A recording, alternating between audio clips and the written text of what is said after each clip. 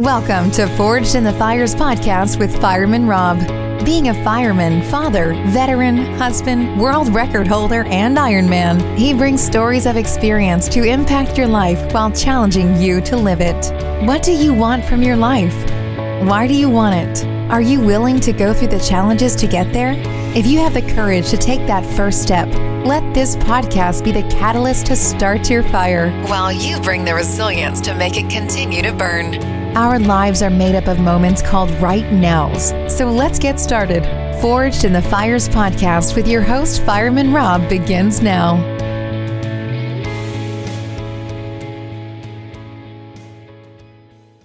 Welcome back to Forged in the Fires podcast. I'm your host, Fireman Rob.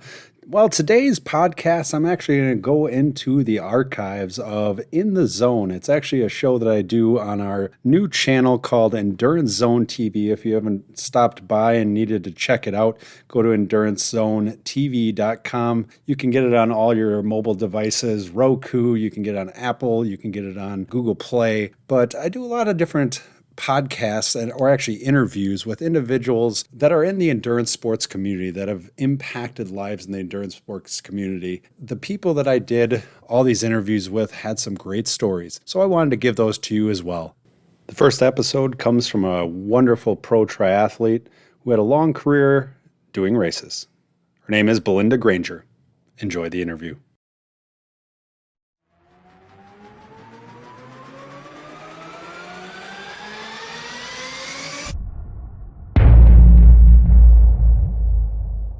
Welcome back to In the Zone with Fireman Rob, brought to you by Endurance Zone. If you're looking for entertainment, this episode is going to be yours because we're doing best of, and Belinda Granger is on it.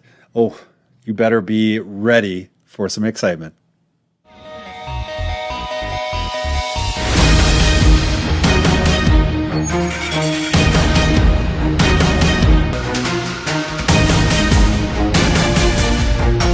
If you're not following us or subscribe to our Instagram or Facebook pages, go there now. Endurance Zone, life beyond limits. All right, without further delay, let's get to this great episode with Belinda Granger. Yeah, you're going to enjoy it. I have an amazing guest, great dancer, even better triathlete, Belinda Granger. How you doing? I'm really well. Thank you very much for having me on your show, my lovely boy. It's good to be here. It's so awesome to have you on. You said you went for a run this morning. It's a little different time than it is here. It's almost nighttime here. It's morning where you are. I wanted to get into just how are you doing? I was reading one of your posts. How are you doing in the challenging times where you have to stay indoors? I read that you are an even better cook now.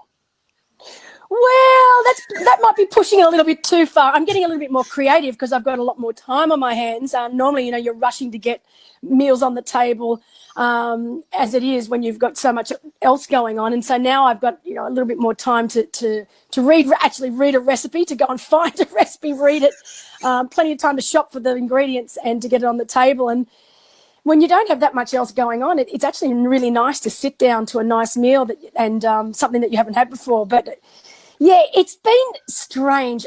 Honestly, here in Australia, we've been relatively lucky. We haven't gone into lockdown. I actually get the shits when people in Australia talk about lockdown because we really haven't had it. Yeah. When I look at some of the professional athletes that have done the real deal in Spain and in Italy, I almost get a little bit offended. We've had it pretty easy here, and where I live in Noosa on the Sunshine Coast, we're not in summer anymore. Obviously, we're in autumn, but it's still. We're still walking around in t-shirt and shorts. We're allowed at the beach. We can still swim at the beach. So as far as I'm concerned, we've had it pretty easy in that department. Oh, that's awesome. That's good. And now you've been retired, and it was funny because I was reading, you did a podcast, I believe it was, with Steph on What's Up. Yeah. And it said in there, what do you think you're going to do 10 years after retirement? So how many years has it been you've been retired? I keep saying it's only 4 or 5, but I think it's closer to 6 now. So I think it's coming up. The end of this year will be 6 years. And you said you're gonna be in triathlon still, doing something, and you are. I'm sporting the Challenge Family logo. You are the Pro Liaison for Challenge Family. and such an amazing, amazing company. Tell me more about the Challenge Family events and how important they feel that the athlete is in all of this. Look, I first got into Challenge way back. I think I was down on a training camp down in what we call our Snowy Mountains down south of Sydney. And I distinctly still remember this, in 2003, receiving an email inviting me to go and race Challenge Roth for the first time. And honestly, I think you could hear the screams all the way back in Sydney. You know, it was just ridiculous. I was so excited. So my very first Challenge Roth was 2004. And I think I have pretty much been going back there either in a racing capacity or now working since then. I think I have missed in that whole time right now to this year, I've missed 1 year. Every other year I've been back there. That's how much I love that particular race. And that's where I was first introduced to Challenge Family. Back then there was no such thing as Challenge Family. It was purely just Challenge Roth. And, of course, Felix Walschsurfer, who is now the owner of Challenge Roth, his father originally was the original owner. They started up Challenge Family a little while after, and now, of course, it's renowned throughout the world. So, yeah, and I made it a point to, when I retired, that I would get a job. I didn't know what I was going to do. and it was, they literally, I remember when I said I was going to retire, and I remember Felix Zibian, back then it was Victoria, who ran and owned Challenge Wanaka. They said, well, what do you want to do? So they basically let me write my own role, my own work role. It was the best thing ever. And and they supported me up until then and up until now, and I'm still working there, and I've still got the same role that I wrote all those years ago. So it's been pretty awesome so far. Oh my God, that's perfect. Now, I've been to Challenge Roth, and it is one of those amazing races. And you lead one of the runs, the women run. Tell me more about that, because it is.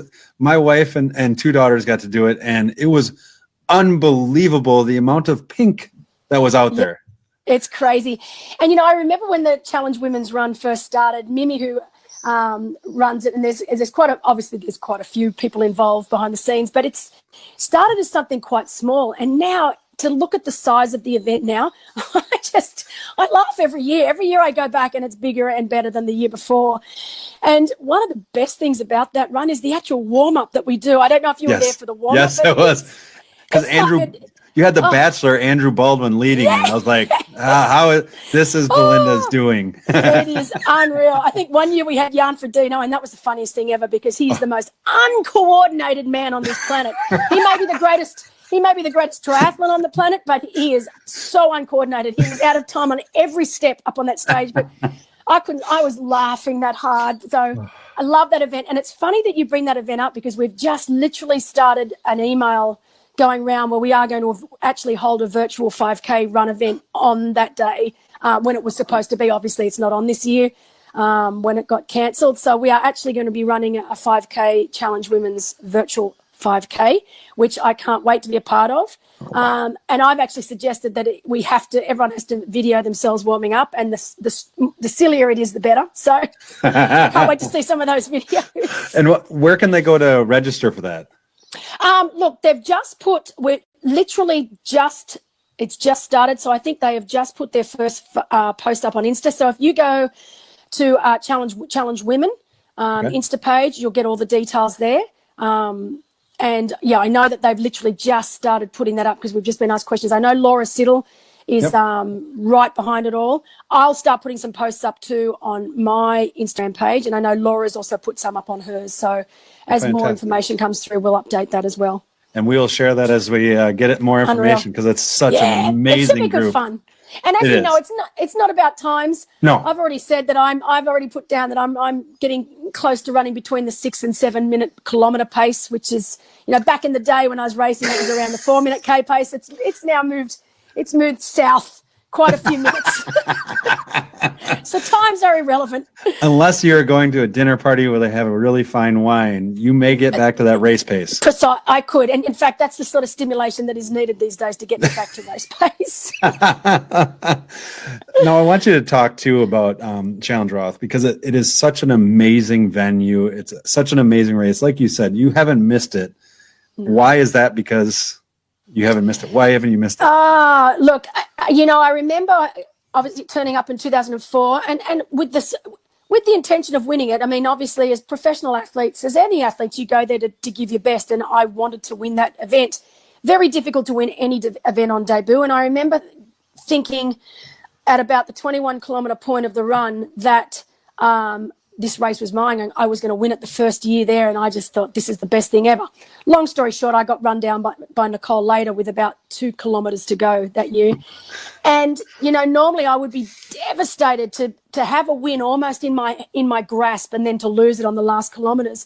But honestly, it, even to this day, was one of the most gratifying moments of my career, even coming second, because that finish line was like no other I'd ever been to in my life.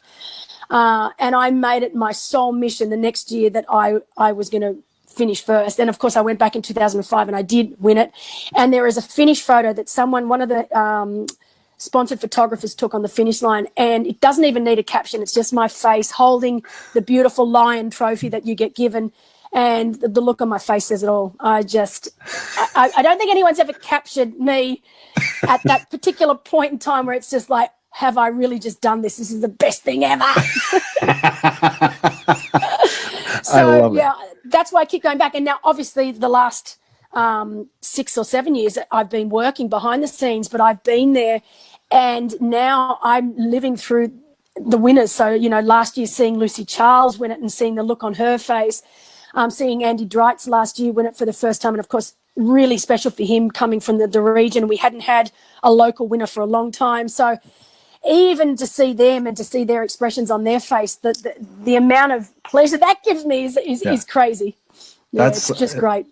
Yeah, and it's such, I mean, the atmosphere, everybody loves that event coming there, and that's, you know, I finished way at the end, and it is one of the most iconic finish lines. I still remember the year that I finished and they played Bruce Springsteen, Born in the USA. Yes, I did.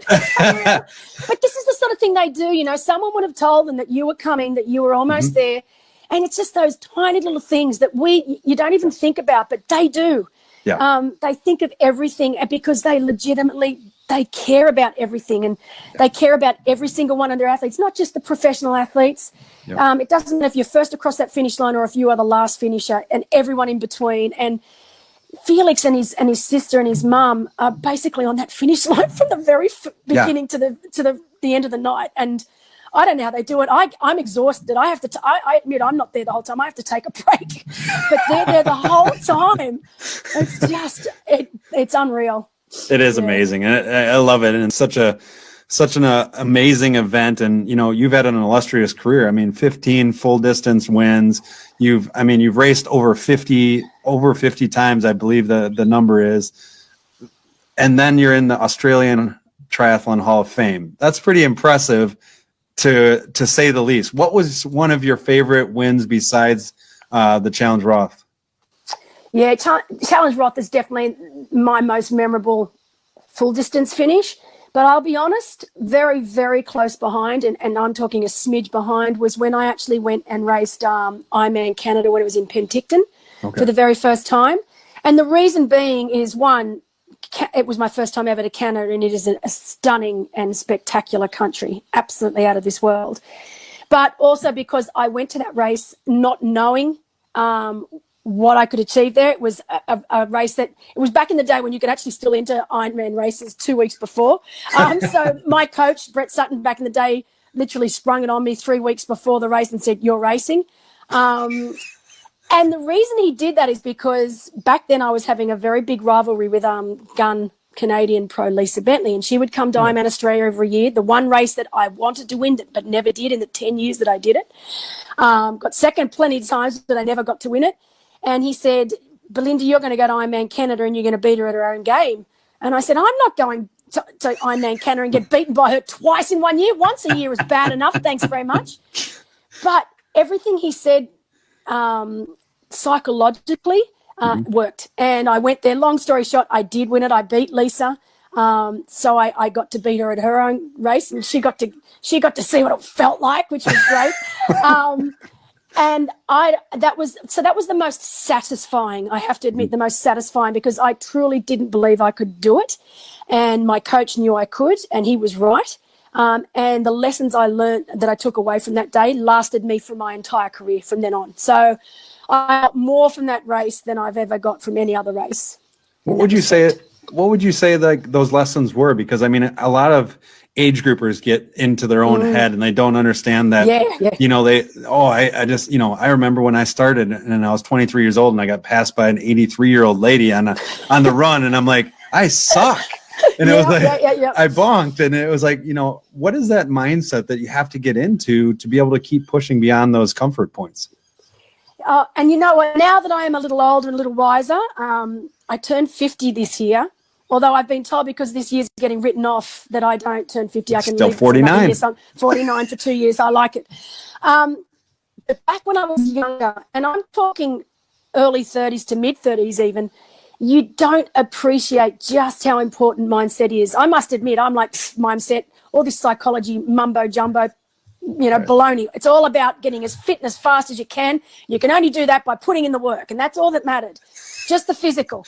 And I look back now and I think, you young, ignorant idiot, so much more, obviously with nutrition, but the mental side of things, I put so much more emphasis on that now. And that was the first time actually that with that particular race, because obviously Ironman Australia was early season. It was in my summer. And then of course I went to Switzerland to train. And then when Brett Sutton said, you're going to go to Ironman Canada and you are going to win it. There was no other if, buts or maybes. That's basically what he said was going to happen. I honestly didn't believe him.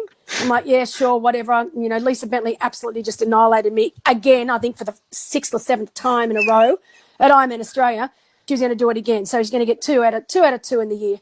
And I remember getting to the race and staying to myself. You get to stay in homestay, and I had the most beautiful homestay that I continued to stay with the next 2 years. And she was a lovely woman, and she was great because I just completely removed myself from anything to do with the race and just enjoyed my time with her. And she also helped put me in a great zone because it was not just about coming over and trying to win the race. It was about making friends making new relationships, going to a new country. And so for the week leading into it, I didn't actually give the race too much thought. And then on race day, obviously I did my same plan as normal, swam and rode like there was no marathon, which is how I always approached every race. Not necessarily telling people to do that, but that's what I did because Lisa Bentley was renowned for her marathon strength. She was one of the best marathoners in the world. And I knew I got off the bike with a very big lead. And I started to think, I actually started to believe, you know what, maybe everything that my coach said was true. Maybe I'm going to beat her at her own game because she had all the pressure. I had no pressure. No one expected anything from me. I was new it was my first time in Canada, first time to this race. I was in her country, her national race, not mine. She had all the pressure on her shoulders to perform. I didn't. So I was going under the radar, especially because she'd already beat me earlier the year anyway. Right. And then I started to think, maybe he's onto something here. Maybe I am going to get this. And I remember Paula Newby-Fraser, who was on the bike because she was working the event back then. She came up to me with about 10 kilometres to go. And it's a reasonably flat run with 10K to go, if not a little downhill back to the finish. And I distinctly remember she came up to me with 10K to go and said, Belinda, we've done the maths, and if you keep running the pace you're running, and if Lisa keeps running the pace she's running, it could be a sprint finish, and that's going to be fantastic for this race. And I remember looking at her, and I said, over my dead body. And she laughed, she cracked up, she thought it was hilarious because she could tell, she saw the look in my eyes. I thought, I'm not giving it up. I'm not giving up the lead this time. And whether Lisa had panicked and started to run too fast, even though she's a great runner, too fast, too quickly. But she panicked because she thought, well, this is my race in my country. I'm winning it. She's not winning it. All of a sudden I was getting splits with about 8K to go, 7K to go. And those split times were getting larger and larger. And by the end, I ended up winning it by quite a few minutes. And the great thing about that finish is you get to the main street and you actually have to turn left away from the finish line before you then do another big U-bob and go back. So I got to see exactly where she was. So I really got to enjoy about the last 400 meters of that finish line, knowing that the victory was mine. So mindset was everything because I had gone in there thinking, this is crazy. She's already beaten me. She's going to beat me again because that's just what happens. That's what she does.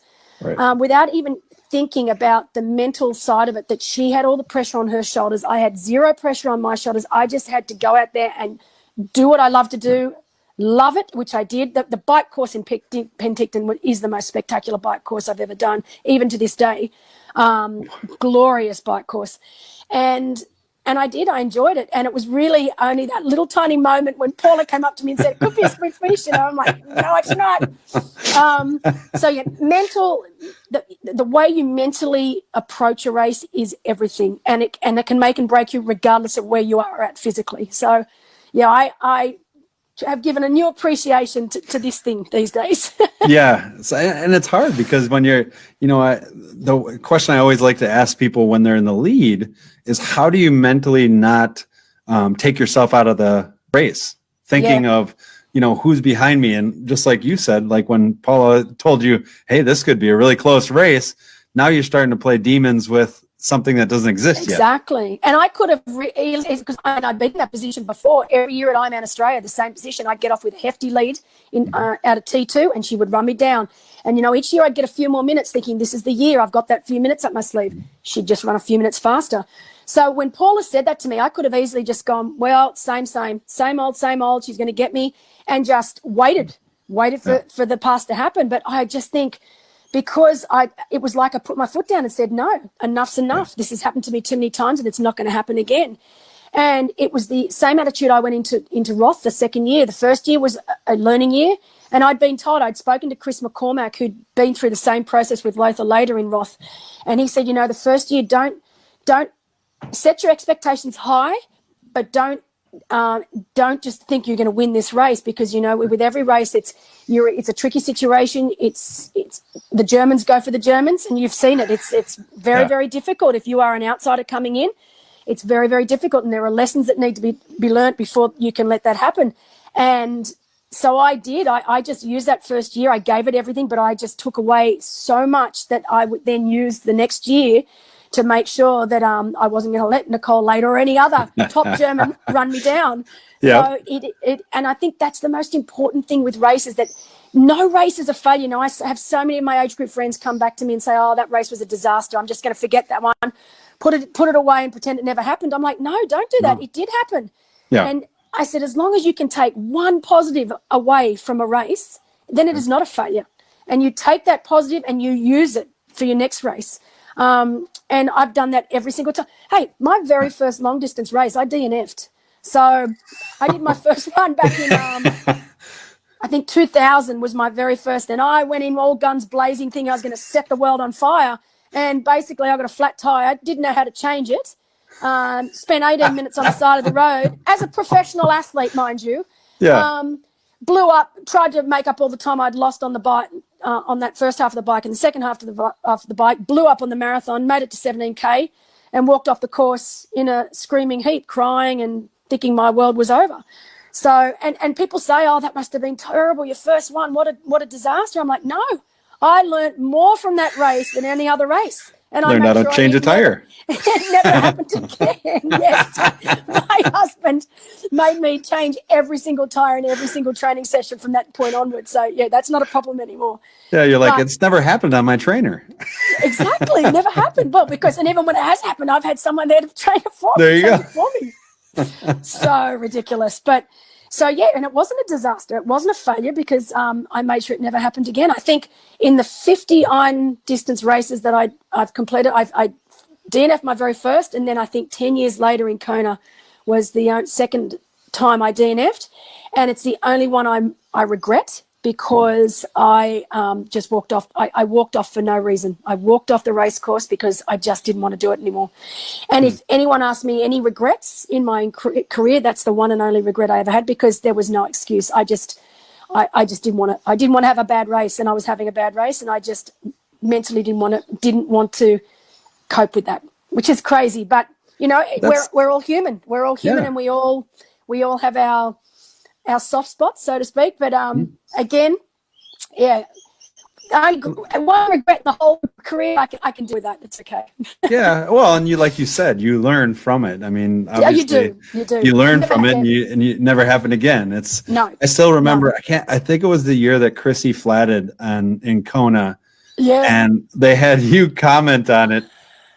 It was, it was so funny because I think you said something like, "Yep, we knew she was going to come back." Oh, yeah. You know? I remember when, because at that particular point, she was leading the race going up to Harvey. I was in second with Dee Grisbar. So Dee Grisbar and I were riding in second and third position.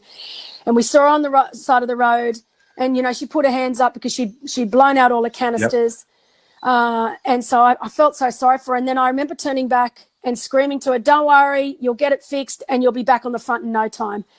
And Dee goes, "Do you really think so?" I said, "Dee, this ain't going to stop her. Believe me, it's going to take more than a flat tire and no canisters to stop this woman." I'd been training with her all summer, so I knew. And sure enough, with about 40K to go, so we were back up on the Queen K. I was on my own. I think I dropped Dee by just a touch. And sure enough, she went smoking by me like there was no tomorrow. And you could see the look on her face. If anything, that flat tire had just given her wings. And that was it. That was it. No one was going to touch her from then on. So yeah, she was a different kettle of fish. She was so far ahead. It was not even funny. She's crazy. That's crazy. Yeah. I know. I love it. I mean, the best part, and we really on this webinar series, we've had so many different personalities, and I think that's what a lot of people don't understand is all the personalities that go into triathlon. Because you just see the race. Oh, it's fantastic. And it's like, I mean, it is a deck of cards. And if you're missing one of them, it's not going to be that good of a deck of cards. No, it's not. And we need this. And that's what I think makes our sport so great, because there's not one particular personality or one particular physique or one particular age group that has it over another. Our sport comes in all shapes and sizes, all different age groups, all different sorts of personalities. I think one thing in common is we're all high achievers, regardless of whether you're a professional athlete, a top age group athlete, or even just a mediocre, middle of the road athlete. You're all trying to achieve the best for you. So I think we're all high achievers. That's one personality trait I think we all definitely share. But we're all different. And now working on the other side and working with the professional athletes, it's so funny. I know them all. I know the person. I know what makes them tick. So if you saw the emails that I write them, the different email styles I have to write just to know what will get them to come on board, it's crazy. But I love that. And even within a race, I used to know what athletes I could have a conversation with out there. Because, hey, even when I raced, and don't get me wrong, I was serious when I raced, and I raced to win. But that didn't mean that I didn't want to have a chat to someone out there on the course. You're out there for a long time, 9+ hours. And that does not shock me one bit. No. So one of my favourite people I used to love racing with was Jo Lawn from New Zealand, because I knew that she was highly competitive. We had some ding-dong battles in our time. But she'd actually have a talk to me. And I think there was one challenge, Roth, we got off the bike together in first place, and we knew there were some good runners behind him, Van Vlekken, Erika Chamor from Hungary, very good runners. And I remember someone said the cameramen just were baffled because they were following us along the first straight section of the canal for about 8K. And they said to us after, "Belinda, you and Joe didn't shut up. Were you even racing? You're out like you're on a truck." We were racing and we were running hard.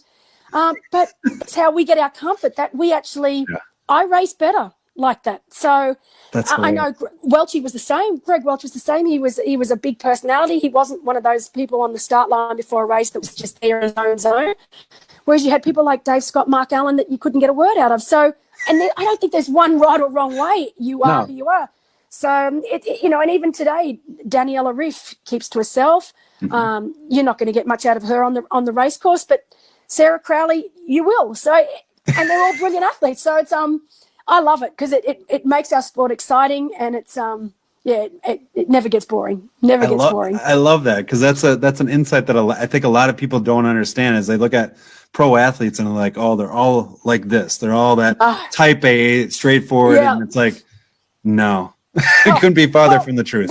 The greatest example at the moment, and I love him because honestly, I'm either pulling my hair out with him or I'm on the ground laughing. Cam Worth, love him or hate him, he has been one of the greatest things to happen in our sport. I'm glad we stole him from cycling, although it looks like they're stealing him back at the moment. But he is hysterical. I had to follow the men's race in Roth a couple of years ago, and it was one of the most amazing bike when I say bike race, that part of the race ever, because it was him. There was Jesse Thomas. Who else was there that day? Sebastian Kinley. Oh, wow. And then a whole heap of others. So the very first, because everyone thinks, oh, Cam just smashes everyone on the bike. He doesn't. He doesn't care who's with him on the bike. He could have a peloton of 50 hanging off the back of him. He doesn't care. He just focuses on himself and what he can do. And he's the most consistent rider. He doesn't do anything erratic. He doesn't try and break the pack up or try and drop everyone. He just sticks to the game plan. And I just watched one by one get shafted off the back just because they'd gone out way too hard, trying to hold his watts way too hard. And he'd have a chat with me. I'd ride up and I'd be taking a photo of him for the live coverage. And he'd say, oh, hey, how you going, Belinda? It's good to see you. Beautiful day, huh? Wow. And I'm like, Cam, like this, like crazy, shut up. But that's just him. And of course, I'm like, aren't you worried about the 3 or 4 guys hanging off the back? No, all good. That's right. They won't last. And he was right. And by the end, it was just Sebi. And I remember Sebi telling me after the race, he said it got to a point where Sebi had to make a conscious decision. I either stay here and blow myself to smithereens, or I let him go and just wait for the run. And that's what he did do. And I remember Cam got into T2 first, as we expected. And I was able to be in transition. And he's like talking to me as he's putting his shoes and socks on. I'm like, Cam, just stop. But that's just the way he races, and it's I had fun that day. I love it. But even when he was finally, when Sebi caught him, there's some great video footage of Sebi talking to him, saying, "Wow, great race! Don't give up. They're so far behind. You've got a really good chance of a podium here."